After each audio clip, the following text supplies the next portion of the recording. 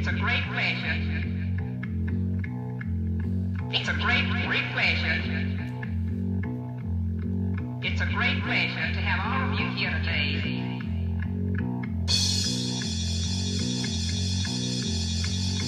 Well, hi there, it's Jerry with Naked Bible Study, and earlier today I read through Romans chapter 9, so this is like part 2. I'm going to go through and basically discuss it. So the theme of this is God's sovereign mercy, human responsibility, and the true people of God. So key question for this chapter is, has God failed his promises to Israel? And Paul's answer is absolutely not. Paul being the writer of Romans. Paul's heart for Israel, Romans 9, 1 through 5. Paul expresses deep sorrow for Israel's unbelief, even saying he would be willing to be accursed if it could save them. He had a deep love for Israelis. Key truths there, you got God's sovereignty does not cancel human compassion. Spiritual knowledge and religious privilege does not guarantee salvation. Well, that's a hard one for a lot of people. You know, I grew up in the church, doesn't mean you're saved, that sort of thing. Israel had the covenant, they had the law, they had the promises, and they had the Messiah. Some things to reflect on. Do I grieve for people who reject Christ?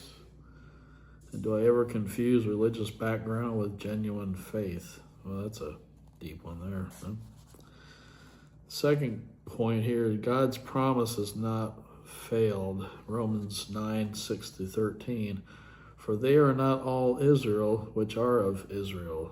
That's verse 6. Key truths, physical descent does not equal spiritual inheritance.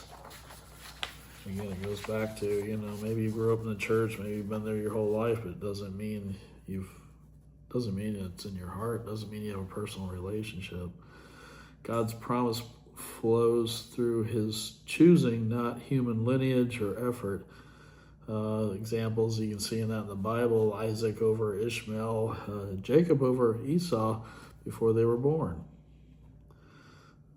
So what's the big idea here? God's election is based on his purpose, not human merit. Some verses to cross compare is take a look at Genesis 21:12, Malachi 1, 2 through 3, and Galatians 3:7.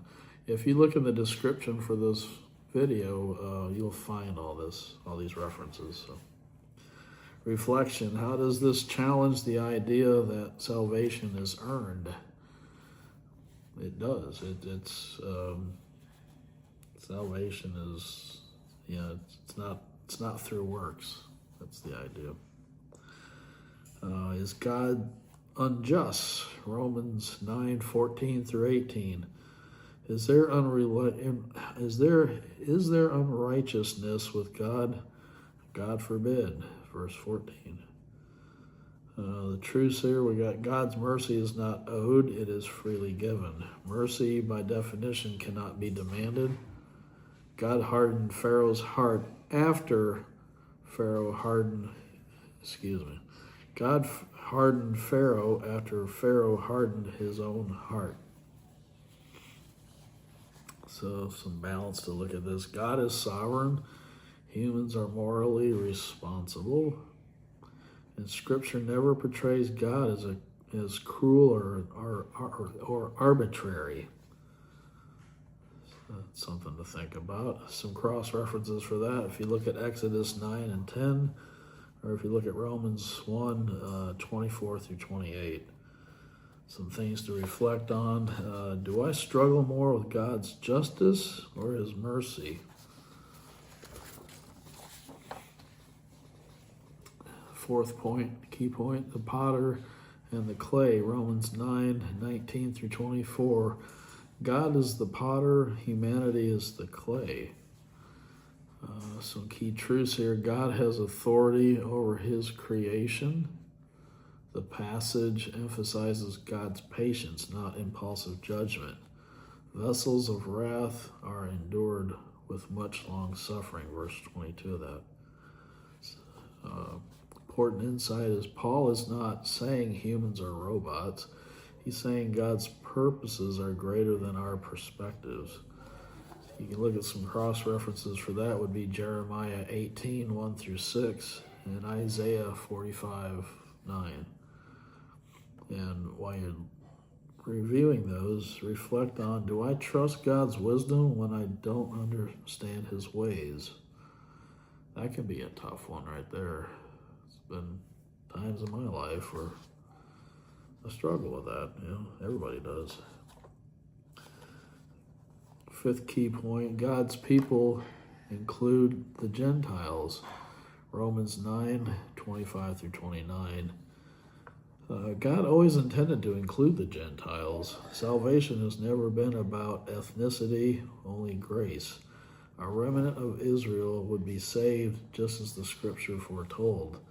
Some cross references on that would be Hosea 2, verse 23, Isaiah 10, 22, and Acts 15, 14 through 18. Why Israel stumbled. Israel pursued righteousness by work, not by faith. As you read through the Old Testament, not just starting to understand this, that'll come to light more. They stumbled at the stumbling stone. That's what that was all about. Verse 32. The stumbling stone. Jesus Christ, salvation is not earned. It is received by faith. Pride prevents many from believing. Boy, is that true. Some references for that, if you look at Isaiah 8:14 or Romans 10, 3 through 4, and Ephesians 2, 8 through 9. So the main points of Romans 9, chapter 9 is, God is sovereign and just. His mercy is a gift, not a wage. Faith, not heritage or effort, saves. God keeps his promises. Christ is the center of salvation history. Questions as you're trying to apply what you're learning here is where do I rely on my effort instead of God's grace? That's something for you to ponder. Do I trust God's character even when his ways are hard to grasp? And how does this chapter deepen my humility before God? Key takeaway here from Romans 9 doesn't minimize God's love, it magnifies his mercy. Salvation's not about who we are, or what we've done, or where we came from, but about who God is. I hope this has been a blessing to you, and leave me a comment. Let me know if you like this format as far as reading the chapter in the morning and then going through a bit of explanation in the afternoon. Hope you've had a great day. Know that I love you. Bye.